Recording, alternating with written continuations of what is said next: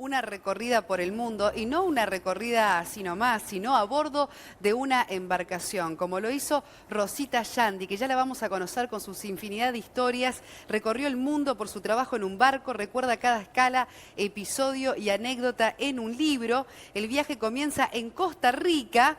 De la selva tropical centroamericana salta a Alaska, sus glaciares y su oro, luego navega por el Pacífico, pasa por Europa, admira África y se aproxima al Polo Sur.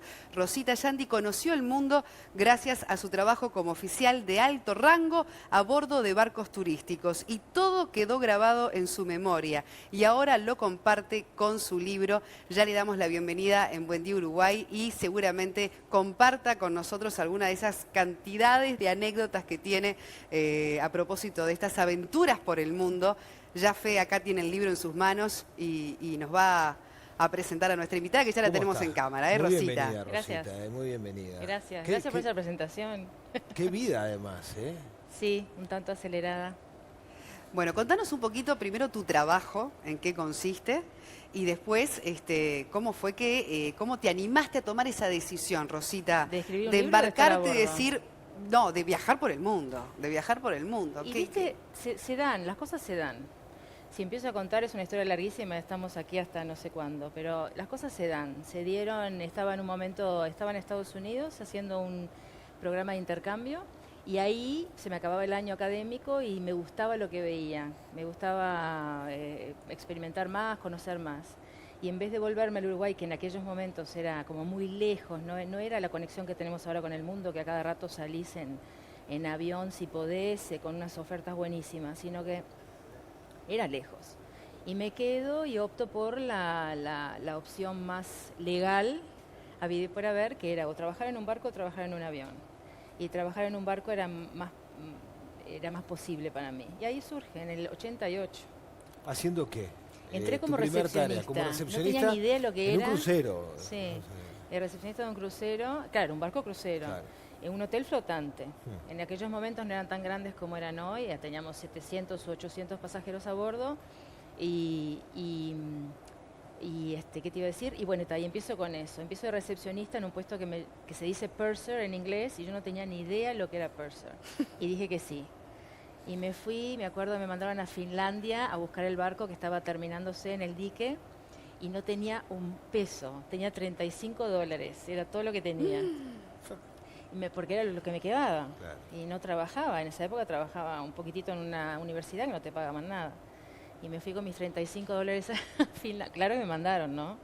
Estaba todo pago y qué sé yo, y vivíamos en el barco en dique, pero no tenía ni para comprar un helado, porque después tenía que volver a un helado en Finlandia, no sé si querría, pero sí. Tenía que volver a Nueva York, y de Nueva York a Miami, a final de mes recién me pagaba mi sueldo. Ahora, Rosita, qué vida de aventuras, ¿no? Y en el barco que te bajabas en cada escala, recorrías. Sí, vos al trabajar en un barco tenés mucha responsabilidad y un horario que cumplir. Y dentro de ese horario que tenés para cumplir, también optás por repartir tu tiempo libre entre los puertos que visites. El pasajero se baja y disfruta toda la estadía en puerto, pero el tripulante capaz que tiene entre las 12 y las 3 de la tarde para bajarse, o entre las 11 y las 2, te digo, o nunca. Y entonces, sí, bueno, me perdí Cozumel, lo miro la semana que viene. Vas armando tu vida en torno a esas horas libres que tenés. Pero cuando te subiste al barco, ¿eras consciente del tipo de vida que ibas a llevar? Porque la forma hasta de contratación son contratos que pueden ser 3 meses, 6 meses, depende de un año. De 4 meses en adelante. 4 meses en adelante. Sí. Sin aportar siquiera para una jubilación también. No, tenés que tener ahorro. Pero por eso, entonces, cuando te embarcaste en esta tarea, Ni idea de lo que iba a ser de tu vida después, ¿no? No, ni idea del puesto. Sabía que era un barco lleno de gente, que era como un hotel, que iba a dar un servicio, y todo el entrenamiento lo recibía a bordo. ¿Hubo algo que te enamoró del barco? ¿O te gustó de la vida? ¿Vos querés preguntarle si se enamoró en el barco? No, eso no. Sí, varias veces. No.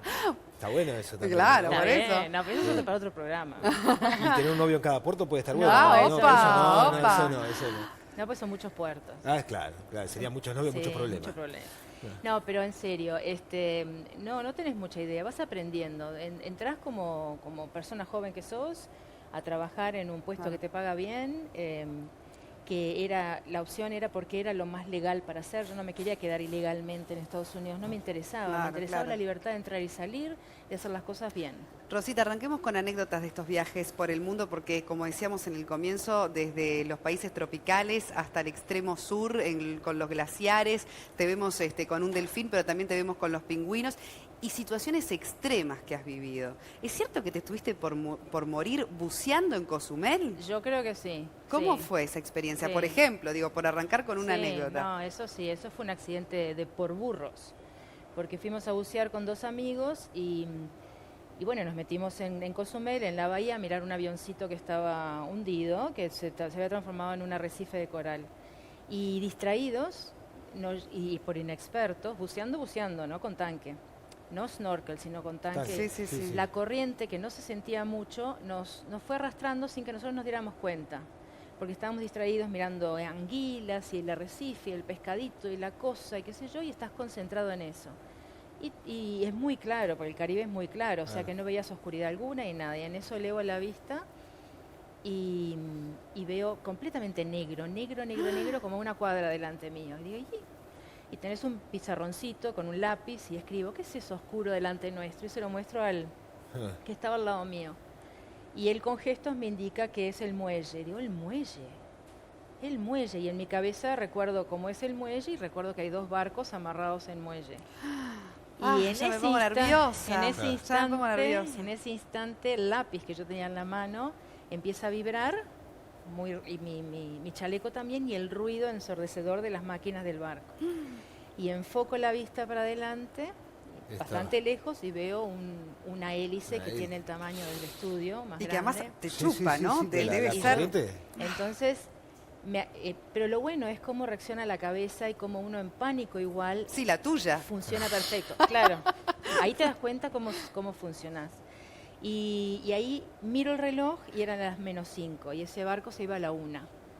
Y digo, tenemos 5 minutos para disparar, porque cuando cambia el ángulo de las aspas del propeller, de la hélice, succiona. Claro. Y ahí se transforma en una picadora Molinexa. Ahora, hay algo, qué valiente. Hablando de situaciones extremas, en esa fuiste protagonista vos, pero hubo una Navidad en donde casi se muere una amiga tuya a bordo también. Ah, sí, y que vos casi se desangra. Organizando la cena de Navidad, pero a su vez... Pasa de todo. Te lo leíste todo. La situación era grave. Sí, se desangra una amiga sin que yo supiera que era ella la que estaba en el hospital. Pues el barco tiene hospital, cárcel y morgue. Hospital, cárcel y morgue. Claro, y la morgue no es el mismo lugar donde se guardan los helados, como te decía. Es otra cosa, es otra ladera. No, sí, y bueno, y me entero que es ella que está en el hospital y teníamos que buscar grupo de sangre. Y bueno, y todo sucede a la vez, o sea, las emergencias suceden junto con el bienestar del pasajero que está disfrutando, y vos estás repartida en 20 pedazos a veces, en 8, y tenés que ser un pulpo para atender todo. Y si tú sos pasajero, yo no te puedo poner una cara de pánico. Son 2 mundos, ¿no? El que se vive arriba de una embarcación. Además, vos te has tomado cruceros y conocés la experiencia. Sí, una debe ser la de las personas que están disfrutando, y un mundo muy diferente realmente el del personal, ¿no? El que está trabajando, digo, en todo sentido, por lo que se está atajando, quizás que uno como pasajero ni cuenta se da. Lo que se ataja, que puedan ser situaciones de incendio, de irregularidades que suceden a bordo a diario, es para que tú, se atajan para que tú, pasajero, que estás pagando para divertirte, no te veas afectado en tu crucero de una cosa que no tenés por qué saber. Y las tormentas, porque yo ya lo he visto en tantas películas, si hay una situación que me genera pánico a bordo, no importa a bordo de qué, es que se avecine bueno, quizás no en un crucero que uno dice no se mueve ni con la peor tormenta, pero... Frente a una amenaza así de un mar embravecido, ¿cómo es esa situación? ¿Vomitas? ¿Qué sé yo? Pero te la bancás. Lo bueno de todo es que ¿Nunca todo tuviste termina. una situación límite en ese sentido? Claro, estuve sentada a las 3 de la mañana en el sofá de la cabina de mi cabina, en el sofá de mi cabina, esperando a ver en qué momento salía rajando la puerta para afuera, antes de que el barco se fuese muy de costado. Era mi impresión, en mi cabeza. Claro. En el puente de mando estaban chochos, bárbaros, navegando como saben hacerlo, pero uno que no es navegante y que estás durmiendo y de repente se va todo de costado y se te cae todo encima y decís, wow, ¿dónde nos metimos? Claro. Y era una tormenta en el Atlántico Norte que tiene unas olas groseras y bueno, y sos un corcho. No importa cuán grande sea el barco, sos un corcho. Al cuarto piso o más la ola. En un momento del libro decís una frase que me pareció muy interesante. El mar es muy machista. El mar, trabajar en el mar. Trabajar en el mar. La mayoría son hombres. Y te lo hicieron sentir, te hicieron sentir esa situación de, no sé, de tratarte diferente. Las mujeres sabemos dónde detectar ese tipo de cositas, cómo las sentís y cómo las ves. Es un mundo de hombres, obviamente, en donde se ha incorporado mucho porcentaje de mujeres a través de los años. Cuando yo empecé había un 15% más o menos de mujeres empleadas a bordo. Eran las chicas de la tienda, las chicas de la peluquería, las recepcionistas y alguna otra. Después empezaron a entrar de mozas, de camareras había también, perdón. Hoy día hay capitanes mujeres. Yo en mi caso era la única mujer en mi puesto que tenía un puesto bastante alto y entonces me codeaba con señores de navegantes. Y a veces, alguno, porque no siempre, siempre el clima de lo más bien, siempre. Seguro, tranquilo, respetuoso. Y Rosita, eso de que por más que uno se vaya por el mundo, para ir redondeando tengo muy poco tiempo, se lleva igual todos sus miedos y todos sus problemas encima, esa famosa frase, ¿no? Que te dice, por más que te vadas de todos lados, ¿cómo se siente en el sentido personal, digamos, también eso de ir por el mundo y, bueno, que la vida sorprenda? Vos tenés, en lo emocional te pregunto, ¿no? La parte del viaje emocional, más allá del viaje físico. A mí va en la particularidad de cada uno, va en la manera de ser tuya. Yo no me aburro nunca, todo lo tomo como un regalo, una tormenta, un arcoíris, lo que fuera. Mis problemas personales, de mi familia, de mi casa también los llevo conmigo y me reparto. Soy la gerente de operaciones, donde nadie ve todo eso otro. Y en mi privacidad soy eso otro también, o me doy el lujo de llorar o de tener algún bajón o lo que fuera, pero no lo puedo tener en medio de la operación. Claro. Entonces te repartís. Yo me acuerdo cuando iba al aeropuerto acá en Montevideo y me estaba por ir, hacía un switch mental que lo llevé toda la vida. Switch y otra cosa. Y las preocupaciones que quedaban atrás quedaban, pero en un compartimiento no tan... que no me afectara tanto, si no, no podía trabajar. Claro. Bueno, acá está Bitácora de una mujer aventurera. Solo en la tienda inglesa, ¿eh? Se vende solamente, muy bien, porque no tenemos distribución. Bueno, para los que no podemos vivirlo en carne propia, por lo menos a través del libro. Eso, ¿no? Sí. Sí, hay una infinidad de anécdotas contadas por Rosita allí. Además fotos, está muy bien.